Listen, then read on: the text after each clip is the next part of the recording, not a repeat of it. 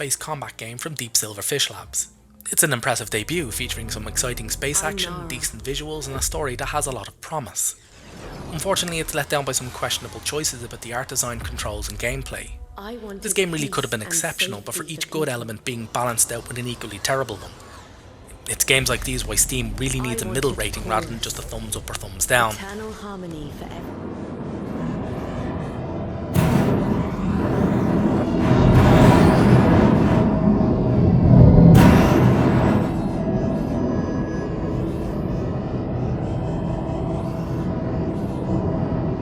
Let me explain.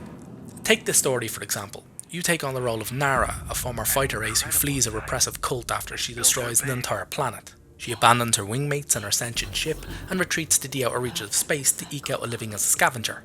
She then has to jump back into the fray when the cult finds her and threatens her new way of life. So far so good. Only the story isn't told in any meaningful way, it's just front-loaded exposition.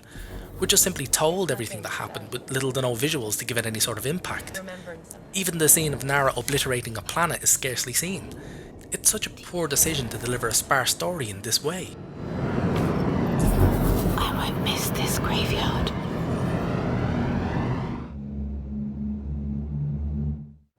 Sav, the cargo is secured and all power cells stable. I'm heading back to the Enclave. Good job, Nara.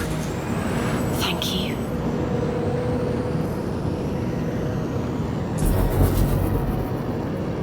Now the graphics. Good. The space stations and some of the incidental backgrounds are lovely to look at, and it's clear that a lot of effort has gone into the detailing of them.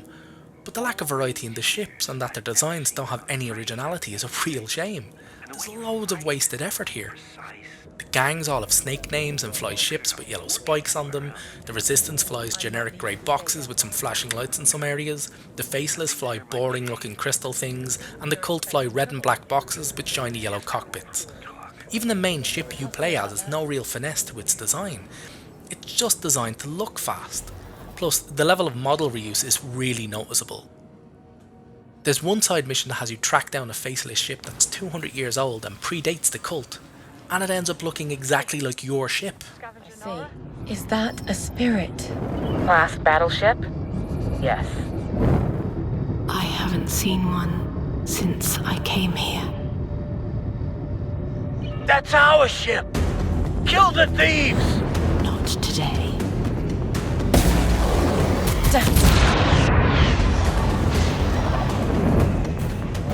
But the gameplay is where Chorus really stands out. The vast majority of the space battles are magnificent.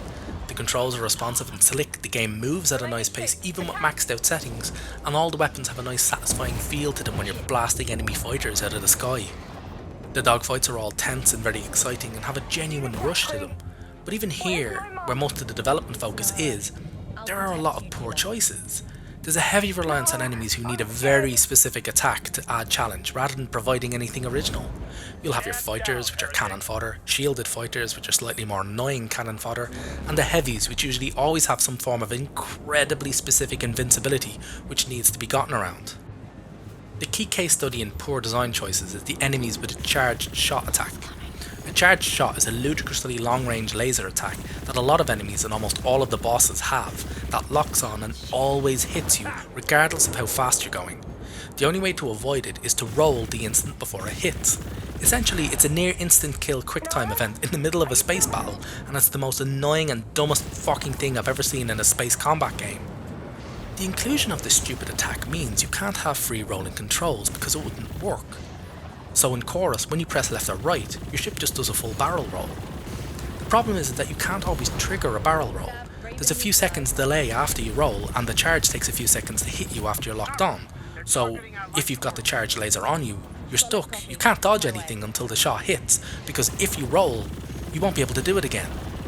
This attack also relies on you being able to see the laser change that signals when you should roll, so you can't have cockpit perspective, like every other fucking space flying game around. This one shitty attack design has forced the removal of two of the biggest staples of the genre. Seriously, whoever thought up of this needs to lose their job. Nice and steady. Focus! Just give up already. Lead, this is Enclave territory. Almost down. The lack of thought into design even extends to the bosses. One boss you face is a corrupted cult elder in the same type of ship as yours. However, her ship seems to have twice as many weapons as yours and nearly 10 times more armour. She can deploy mines, EMP nets, homing missiles, she has a charged shot attack alongside the usual complement of weapons, plus the ability to redirect a lot of your psychic attacks back at you. It's fucking ludicrous. You had fun? In the end, Chorus is a game with so much potential, but is let down by a litany of seriously poor design choices. The main pros are a decent story, superb sound design, and combat that approaches ace combat levels of sheer excellence. Its faults lie in poor story pacing, the lack of variety in the ship models, and some truly awful gameplay design. Any damages? Try the demo to see it first, and try and nab it on a sale. I killed all the pirates before they could, you know. Enclave, we need additional guards now. We can't lose any fuel resources. Right. It's all you have.